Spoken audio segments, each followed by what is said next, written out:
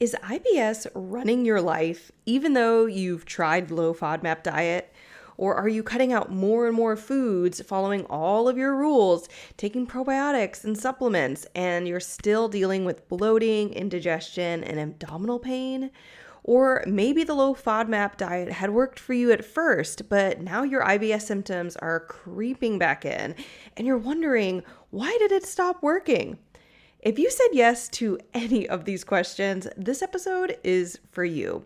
Today, we're going to be talking about one of the most recommended IBS treatments out there, the low FODMAP diet. This was the diet I put myself on in 2015 when my IBS, constipation, and bloating all started. It was the diet I followed perfectly for 2 years because it helped me reduce my symptoms, but it never fully healed my gut. And every time I tried to reintroduce foods, all my symptoms came rushing back. Now, after working with hundreds of clients with IBS and helping them permanently reverse it over the last 8 years, I've heard this story about the low FODMAP diet not working over and over and over again. So in today's episode, I'm diving into why the low FODMAP diet is not working for thousands, probably millions of people with IBS, and what to do to find IBS relief instead. In today's episode, we're going to be talking about what the low FODMAP diet is, who developed it, how the low FODMAP diet for IBS theoretically is supposed to work, and why for many people the low FODMAP diet isn't helping, and what to do instead to find real IBS causes and get the IBS treatment that you need to permanently reverse your IBS. Because removing foods is definitely not the same as healing your gut. And if the low FODMAP diet is not working for you, there is a reason. So let's go find it. Hey friend, welcome to the Better Belly podcast. If you're currently trying endless supplements, doctor visits, and diet changes to heal your mystery symptoms, you are in the right place. We're here to solve the real root causes behind your gut, hormones, skin, sleep, and brain concerns. Literally anything and everything in your body. My name is Allison Jordan. I'm a functional medicine practitioner that has supported over 150 clients just like you to heal problems that no one has been able to fix. You don't need a perfect diet or a random supplement you found on Instagram to heal. You need a proven system that heals your whole body from the inside out. That's what I'm here to share with you, episode by episode. It's time to make health easy again. And just as a reminder, this information is not meant to diagnose, manage, or treat disease. Always consult with your own health practitioner before you make any changes to your health.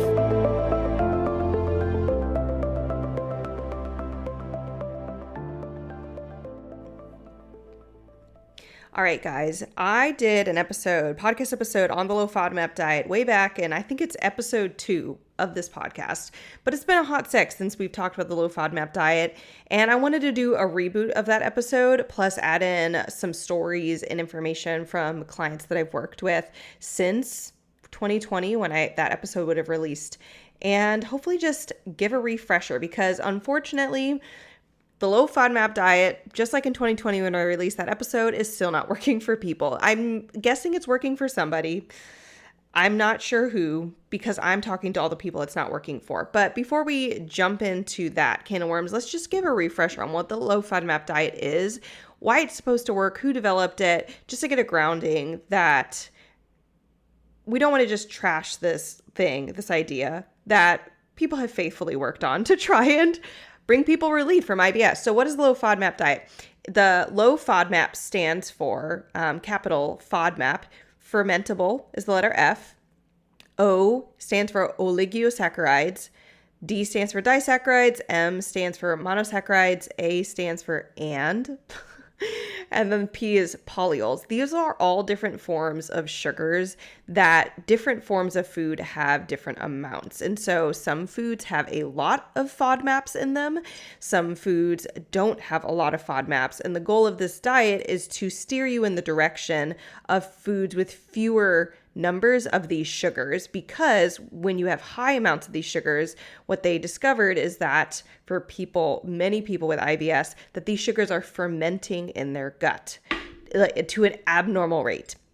So F is fermentable, The rest of the letters are a bunch of fancy sugar names.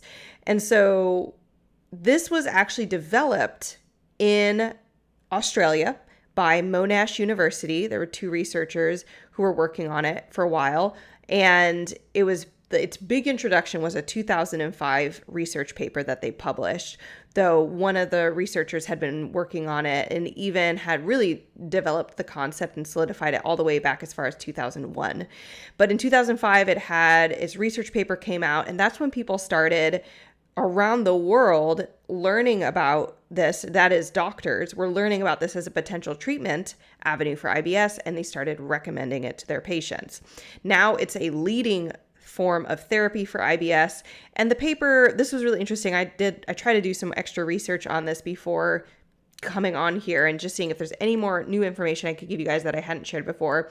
They had a research paper show that 50 to 80% of IBS patients were helped by the low FODMAP diet.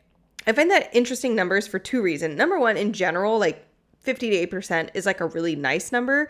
If you're just trying to say, we can recommend one thing for anybody who's got IBS and it's going to help half of them. That can sound awesome. It can also sound horrible, right? Like only half, because what's happened, unfortunately, is that number, that information, 50 to 80% is ignoring the 20 to 50% who are not being helped by it. And that's still a pretty large number, like in the levels of millions of people. And so, unfortunately, that information is not being communicated by doctors and dietitians, and people out there like you potentially listening to this episode are trying to figure out, you're trying to rack your brain. Why is it not working? That's how I felt when I went through this process of faithfully doing the low FODMAP diet. And interestingly enough, I actually put myself on it because I learned about it before it was recommended to me from a doctor. That's how much I was researching. And when I was communicating that I did not have relief from IBS, they sent me to a nutritionist, and the nutritionist insinuated I was doing it wrong, that I was somehow must possibly be getting high FODMAP foods into my diet. And she just grilled me on all these things and treated me like I was an idiot. It was very, very humiliating and devalidating. But it showed to me, as I reflect on this, that there's very little, at least back when I was getting treatment in 2015, 2016, 2017, those ranges of time, at least back then, the physicians and nutritionists I was working with at the University of Michigan medicine there was no grid for, oh, this might not work for somebody. Like, not even because of, like I Googled, like, why is the low FODMAP diet not working? I was curious what Google would say. And it just said, oh, you must be like accidentally eating the wrong foods. Just go consult your nutritionist. It was super devalidating. There's just not a lot of other information out there. And so at least that's being put forward actively on why the low FODMAP diet might not work for somebody. So, but before we jump into what I can tell you about, what I am seeing is why people's low FODMAP diet is not working for them, because there are answers. Still a little bit of groundwork for anybody who's still not familiar with it. And it's important too to understand why it's not working. Some of the next groundwork I'm going to share, like how is the low FODMAP diet supposed to work, then also helps us answer or comprehend why it wouldn't work and for whom and what to do instead. So how is it theoretically supposed to work? So the way it's supposed to work is, and I actually pulled this up, I've done this multiple times. You can actually go to Monash University. It's monashfodmap.com. It's like, just like they have so many resources. They have a food blog and cookbook and all sorts of stuff. And I went to their frequently asked questions page because I was so curious. What are the frequently asked questions people are getting? And a lot of them on the FODMAP is more related to, is cheese high FODMAP? It's more related to the food. How do I have flavorful food without onion and garlic? But I was really curious where I'm like, there's got to be tons of like frequently asked questions. They've got to be getting people frequently asking something about like, why isn't it working? One question they had on here is the low FODMAP diet for life? And this is just to reinforce this. I was never told this myself. I had to find it later. But the low FODMAP diet is actually supposed to work within 2 to 6 weeks to permanently heal your gut. That is, they don't use the word permanent, but it says it's recommended that the low FODMAP diet is only followed for 2 to 6 weeks. And that after that, you can gradually reintroduce foods. That is the theory. Right? That's the theory. And the idea is that by somehow reducing these fermentable foods, you starve bad bacteria that are out of balance, and that your gut naturally and on its own rebalance itself so that when you reintroduce the foods, your body can handle it again because you don't have those overgrown species anymore fermenting the sugars in your gut. That's the theory. That is not what's happening for people. And it even explicitly says on their website, and I've seen this before, and I think I did share it on that first episode, that it is explicitly not recommended to be on the low FODMAP diet for a long period of time because it can reduce certain levels of beneficial bacteria in the gut. It literally, it reduces exposure to healthy foods like broccoli. Broccoli is super, and cruciferous vegetables, super helpful not just to the gut, but to the liver, to your whole detoxification system. You want these foods. So, it's just mind blowing. They're able to acknowledge that, right? But they don't have an alternative. And they definitely don't say in there, it's a very well written fact page to avoid saying anything about like, this might not work for everybody, or, anything like that. So that was kind of interesting. Go read that page if you want to go giggle a little. But so the expected outcome and the intention of the diet is that you have relief in like results in 2 to 6 weeks on the diet.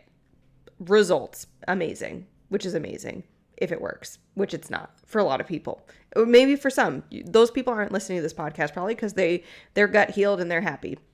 They've moved on. So let's dive in. What is the real issue? Why is the low FODMAP diet not working? And I think the better way to ask this question, which is going to change everything, is why is your body having troubles with these fermentable sugars? Apple, broccoli, onion, garlic. These are like things that God has given to us, whether or not you believe in God, not to be a distraction here, but that have been put onto the planet that we've observed over time, over long stretches of time, that are helpful, medicinal, that we, in other areas of science, we literally see that things like broccoli and cruciferous vegetables help the liver detox. So why does the body suddenly be like, well, I don't like this anymore, I can't do it? It's one thing I was thinking of when I was writing up my notes for this was, look, when California gets wildfires, they don't say, oh, the issue is just that California has trees. We just need to get rid of all the trees. If we get rid of all the trees, the wildfire problem won't be an issue anymore. Or vegetation, if you want to go in extreme, like no grass, nothing, right? But that's what the low FODMAP diet is saying, and to a certain extent of, well, the issue is just these fermentable sugars that literally are naturally in extremely healthy, normal food. And so just get rid of them. Now, yes, maybe it's helping some people. So I'm being a little extreme here, but the low FODMAP diet definitely reduces irritants. There's definitely a fermentation issue. I agree with that. There is a fermentation of these sugars issue, but it does not stop the situation to help your body be able to stop over fermenting these sugars again. So here's what I've been seeing over the last 8 years working with hundreds of clients. We need to update our numbers, but the last time we ran all of them, it was like 650 plus clients. It's probably closer to 1,000 now since we last ran our client numbers. And so what we've been seeing with these clients with IBS, whether or not they've even tried the low FODMAP diet, because maybe you're listening to this and you haven't tried it yet, but you like have a lot of digestive symptoms, it's IBS, or it's just a lot of bloating and gas and maybe constipation, diarrhea. Here's what we're finding. And I call it the 5 toxin trap. And it's why the sugars are fermenting in your gut, or it's why you have slow motility, or it's why there's all these different labels that doctors give out there that might describe what they actually are finding in terms of what they're observing, right? If they say you have slow transit constipation, it doesn't explain why you have it. It just describes The constipation is being caused by slow transit issues, aka slow motility. But it doesn't say why you have slow motility. By the way, I do have a slow motility episode. If you're being triggered by that, like, tell me more. I will link it in the show notes on the actual root causes of slow motility. But hint, it's basically the 5 toxin trap. I get a little bit more detailed on what parts of this 5 toxin trap go into that is causing it. But the 5 toxin trap is 5 categories of things. And I'm going to say them to you real quick. But I want to tell you before I say them, when I say these words of the 5 categories, you're probably going to think the most common thing someone says to me afterwards is, but I've already worked on all those things. So I will address that briefly. But first, the 5 categories. Number 1, poor digestion. Digestion has three components: stomach acid, bile, and pancreatic enzymes. You need all 3 to be working. Most of the time, our clients have 1, if not 2, if not all 3 of those are underperforming. And hint, you can't fix those 3 with a digestive enzyme. That doesn't fix your body's ability to make its own. Number 2, hidden pathogens. So maybe you've tried to address something before, like parasites or candida, 2 super common ones, maybe SIBO, also kind of close, near and dear to the heart in the low FODMAP community. Some people try it to help with SIBO, but the hidden pathogens, like you've tried something, but there might be pathogens you're not even on, you don't even know exist. Like, it's not even an option in your mind. Or you've tested for, but the test was not a good quality test. There's lots of issues we run into when it comes to hidden pathogens, but that's another category, super big issue. Number 3, heavy metals and mineral imbalance. There's a bunch of mistakes people run into with addressing these 2 issues that keeps people stuck. So even if you're like, but I tried a heavy metal detox, it went well, it didn't go well, whatever, I couldn't tell a difference. Just a very big issue. Even if there's no heavy metals, mineral imbalance, I've never seen someone who's chronically ill who doesn't have a mineral imbalance. So if you have never done very precise mineral supplementation for your deficiency and imbalance, you probably have it. You can't multivitamin your way out of this. Food sensitivities is number 4, which is different because low FODMAP, you're not having an immune reaction to these foods. You're actually having a reaction in terms of your body's over fermenting, and that fermentation is creating gas and bloating, and it might slow down the motility of your gut just because now your body has more essentially crap that it needs to deal with this hyper fermentation. I mean, you're basically turning your gut into a little kombucha jar where it's pressurized from the bacteria from the fermentation process, right? So if you've opened something that's been fermented and there's gas that pops out, that's your gut. But in a more extreme level, that's where all the discomfort's coming from. So, but food sensitivities is an actual immune response where the body's perceiving food as a threat, or more like a invader, a infection, things like that. So that is its own thing, and it has 3 major mistakes people run into that's keeping them from healing. And then poor detoxing. We want to improve our detox systems, but there's 3 major mistakes people make in this area too. So that's the 5 toxin trap. It's super common. When I read this list, I think about myself before I healed my gut, I would have thought I had addressed most, if not all of these, because the internet existed. I had already looked, the internet had already told me about all these things, but I still failed to actually find the information on it that was accurate, protocols that worked, etc. But if you think you've addressed all of these, but you still have symptoms, that is the number 1. That's a litmus test. You think if you still have symptoms, you are still not resolved. You can't live daily life and eat what you want to eat, not need to take a bunch of supplements, and your energy's good. If those things are not true, you still have symptoms. I know you have not fully addressed the 5 toxin trap, and not for lack of trying. This is not a blaming game. So that's another big thing. Please hear me. Definitely not saying you haven't tried hard enough or you haven't spent hundreds or thousands of dollars trying to heal. Definitely none of that. But just an awareness piece. So I actually have a full training on this, the 3 major mistakes that people make for all 3 of these and how to overcome them and what to do instead. And I made it as a separate training because I refer to it so often, not trying to not share information on this episode, but we're going to keep it to the low FODMAP diet. So, but you can go grab that training at betterbellytherapies.com/training or clicking the link in the show notes, and you'll learn the signs that you're stuck in each category. So like symptoms, things that you can look for, 3 common mistakes keeping you stuck in each category, and then what to do instead. Another thing that I have is a bunch of episodes that are related to every topic, and I'm going to put them in the show notes. So for poor digestion, I have a low stomach acid podcast episode. I have a gallbladder and bile podcast episode. For hidden pathogens, we've got a bunch of pathogens. You may recognize some of the words. SIBO's covered, Candida, H. pylori, and we have individual episodes for every single one. And basically like why people's treatment for them fails, why testing for them fails, things like that. We have episodes on heavy metals and mineral imbalance. We have episodes on food sensitivity, just one for that one, and then episodes on detoxing. And so I have put them in the show notes. Go check them out if any one of those categories intrigues you. But the solution to this that I've created is called the Better Belly Blueprint.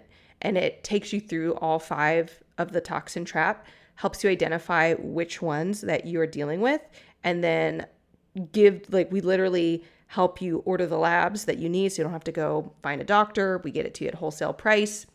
You get the protocols you need that actually work, that have worked for hundreds of our clients, that are strong enough, because that's a big issue, is weak protocols.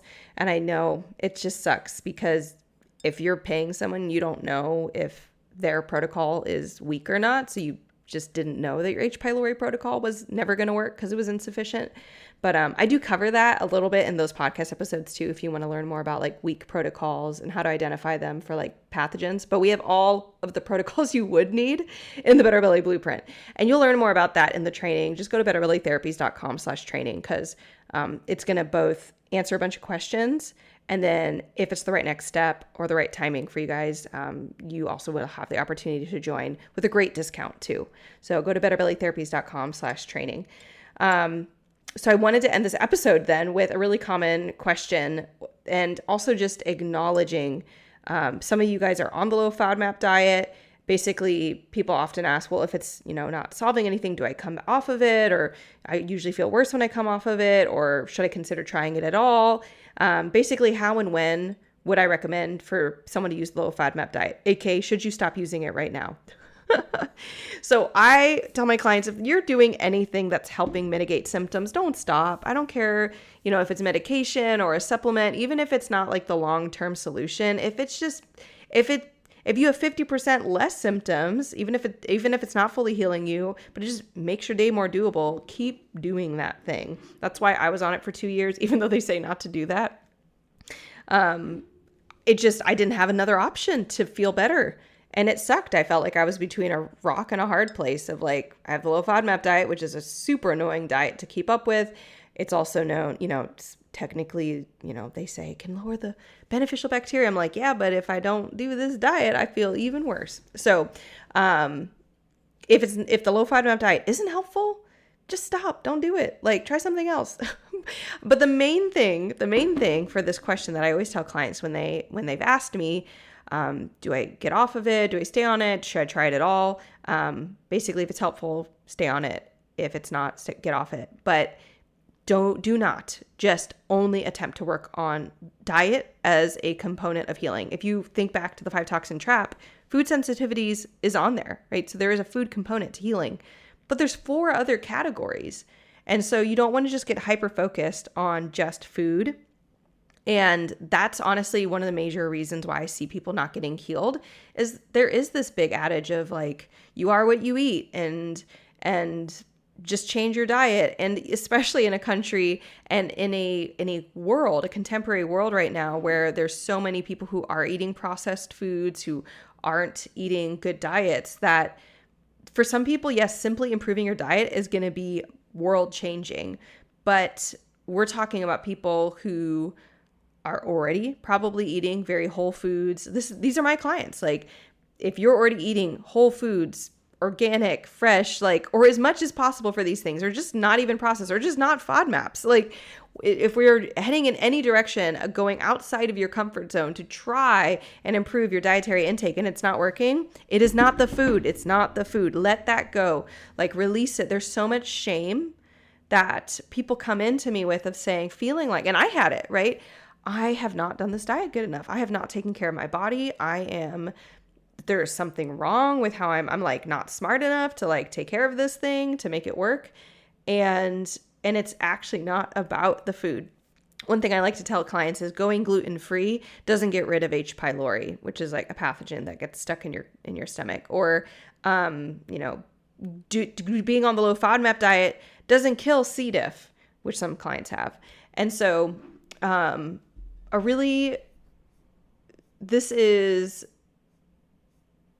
hope this is freeing. I hope this is freeing for you as you're listening to this, and explain some things. Literally, as I was doing some research for this, and I was trying to figure out what terms are people searching, and are people even asking, like, does it come up on search terms to say like low FODMAP diet isn't working? And actually, a common phrase that was showing up in the research of like terms people are searching on the internet, low FODMAP isn't working, Reddit, right? People are going to Reddit because they cannot find this information being shared in a more official way by like Mayo Clinic, or definitely not Monash University. And so I hope this is validating. I hope it gives you guys some tools. Go and get that training. Know that I had to heal all five of that toxin trap. I had to rebuild my ability to make stomach acid. You lose that ability. There's something keeping you from making stomach acid, and you need stomach acid to break down food, including sugars. Usually sugars, they're simpler, right? They're carbs, but stomach acid also helps cut down and basically weed whack your gut microbiome. Well, maybe that's why you're over fermenting on sugars, because your gut microbiome is overgrowing because your natural gardener of your gut, stomach acid and bile and pancreatic acid, but especially stomach acid and bile, if you're not producing enough of either of those, then you're not weed whacking your garden, your microbiome. There's other issues. If you have pathogens, then like H. pylori, C. diff, candida, these are what I like to call the big bosses, right? And so if you have a mob boss in your gut, it's going to make your civilians do weird stuff. They're going to undergrow, they're going to overgrow, they're going to ransack things, they're going to hide in their homes. So yeah, you're going to have an imbalanced microbiome. You're going to have issues where you don't have enough beneficial bacteria, and taking probiotics doesn't fix that. When you give yourself probiotics, when you have like literally a mob boss in your gut, aka the pathogen, right? When you have the mob boss in your gut, you're just adding civilians to a war zone. You're not improving the situation. Same with low FODMAP. You might be starving some overgrown colonies, but you're not actually altering the terrain so your body naturally takes care of itself and can do it on its own. When there's heavy metals and mineral imbalances, heavy metals push out healthy minerals. So that's the issue with heavy metals. Heavy metals just replace healthy minerals. And then healthy minerals help things like help your muscles of your gut to contract so it can move stuff along. If you're not moving stuff along, you're going to get hyperfermentation and over-fermenting of the gut, of contents inside the gut. And so you want to have appropriate amounts of motility. And of course, having slow motility can then also lead to constipation. It can lead to acid reflux. It can definitely lead to just lots of bloating or abdominal cramping. We also can see it with diarrhea. Diarrhea simply is irregular motility, where the body is cramping down and then pushing everything out really fast. It's too much. It's not controlled. It's irregular. So all these different parts of the 5 toxin trap drive IBS, fermentation of sugars, constipation, diarrhea, all slow motility, all of these issues that then create even more symptoms, candida overgrowth, acid reflux, just everything, all the things that are bothering people with their tummy, with the gut. So go to betterbellytherapies.com/training if you want to learn more about these 5 toxin traps in terms of the 3 big mistakes people are making when they try to address them, and then the what to do instead to get avoid these mistakes and actually like address all 5, and then of course get that permanent symptom relief so you're not on huge amounts of food restrictions and supplements the rest of your life. So that is it. I hope you guys found this helpful. If you are new to the podcast, please hit subscribe. We have amazing content coming up. We're going to be covering over tons of other episodes. We are going to be going over, next week's is going to be on postbiotics for gut dysbiosis. Do I recommend them? Why or why not? We're going to be going over, is meat good for you? Basically, is meat healthy? How much meat to eat? Should there be limits on meat for a healthy gut? And then something you may have never heard of before, salicylate sensitivity, and why you should care about it and why it might be relevant for you getting your health breakthrough. Super interesting one there. So those are some of our upcoming episodes for this month. And if you're listening and you are new and you're like, I want new episodes, I want episodes right now, go to betterbellytherapies.com/vault. And we literally keep all of our episodes in there, and you can search them by term. And we also organize them by category. So we have a category for constipation, a category for IBS, a category for diarrhea. We have categories for like mindset work when it comes to gut health. Tons of great stuff in there. So it's all of our episodes, and you can get it for free. Just go to betterbellytherapies.com/vault or click the link in the show notes. So that's it, guys. I'll see you next week.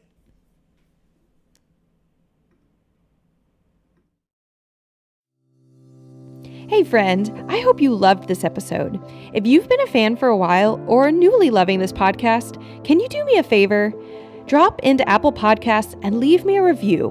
When you leave a review, you do so much. You help me know you're listening. You can tell me what you're loving so I know what to make more of. And you help others by boosting this podcast so other people like you can find the podcast too. I mean, it's a win-win-win, right? So if you want a way to pay it forward, just go to Apple Podcasts or click the link in my show notes and leave a rating and review. And if you want some more free stuff, just head over to my free Facebook group, betterbellytherapies.com/Facebook, and you can get access to all of my free support for you, including some Facebook group exclusive stuff like my podcast episode vault, where you can search the Better Belly podcast by topic and find exactly what you need to expedite your healing. I cannot wait to see you in there. Catch you guys next week.